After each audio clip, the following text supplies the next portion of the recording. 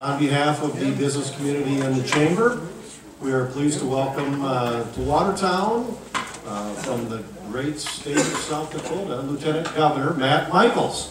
Thank you.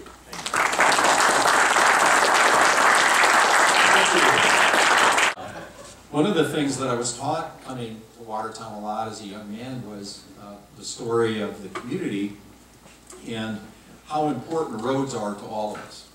But especially in Watertown, I brought the map because a lot of individuals would not know until you looked actually at the map how the interstate curves, or what we refer to here as the bend.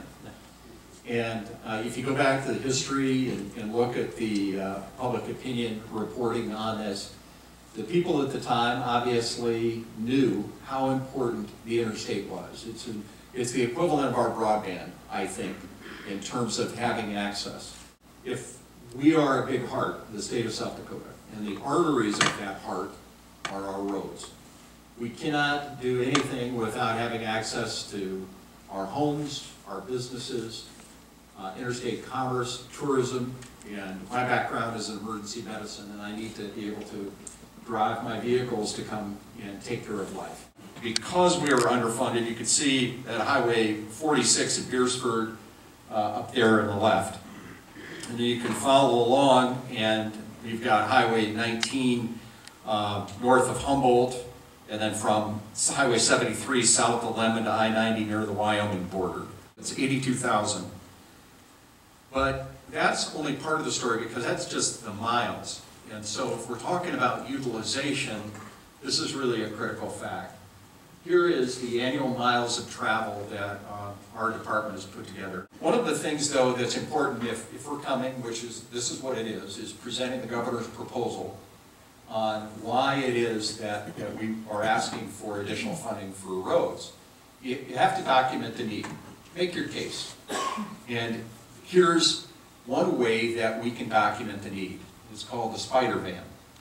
This is a van that is deployed by the Department of Transportation under Secretary Berquist's direction.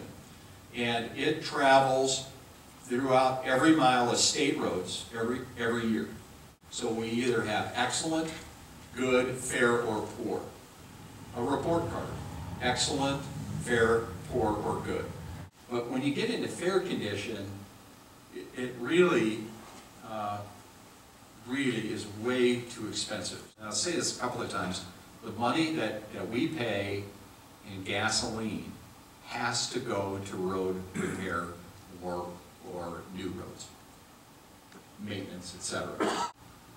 Deteriorating bridges is a topic that we've all talked about. You hear in the news with failures. We obviously don't have the funds to inject, as you've heard locally, to get ahead of this issue. If you look at this, one of the news sources recently said that this is the slow motion disappearance of the Highway Trust Fund. Again, from a lifeblood of commerce, we need our roads, and we cannot depend on the federal government. News flash, we can't rely on them. And odds are there won't be an agreement on the trust fund that would be a very long period of time anyway. And so we really need to act. This is what will happen. Here's the bar graph again. Pretty busy, but it's the best way we could illustrate what's happening. This is our problem, and shame on us if we don't take care of it. And that's what you elected us for. And so consequently, this is unacceptable. So what is the future with action? We keep the level pretty strong past 18, 19, and 20. We start to dip down, and then we obviously have other road improvements, but it stays relatively static. There would be $14 million that is in a fund called the Bridge Fund that counties and cities and townships can apply for to get repairs for those bridges. So think of a bridge in town that you think would meet that standard, or one in a county. This is not about cheapness, it's about frugality. And being frugal doesn't mean being cheap. It means investing in something where you know that that investment will be long-term and yield benefits. Being cheap is letting the roads deteriorate. A lot of places where we have maybe redundant roads or redundant bridges. Has there ever been any consideration about providing maybe the locals and the towns credits if they were to maybe get rid of some of their lesser used roads and bridges? It would have to be part of the plan when they're asking for funds as it relates to the credit. I'm not You know, the summer study committees, and there's been 4 of them going back to 2008, and a lot of discussion about do we have too many roads, or should we be looking at getting rid of some roads. All of those discussions never went very far, because everybody looked around and said, you've got extra roads, but I don't. And they essentially left that to a local decision, but I'm not aware of ever any discussion about any credits that might result from that. It's kind of a new idea. On the county level, you can see we have a lot more roads, we have a lot more bridges, we have a lot more township roads, and the $50,000 or $50 million will help maintain. A lot of that's going to the state, as you can see. And I think the county's still getting the short end of the deal. Now you could say, okay, we can increase the taxes, and of course in Cotton County we have a $2 wheel tax, we could go to $4. If you understand that we've tried that and it got shot down, I mean it got shot down big time. Throughout the whole session, part of your message, Commissioner, is being heard because everyone is sensitized to it. There are obviously other counties where a wheel tax is not going on at all for a lot of reasons.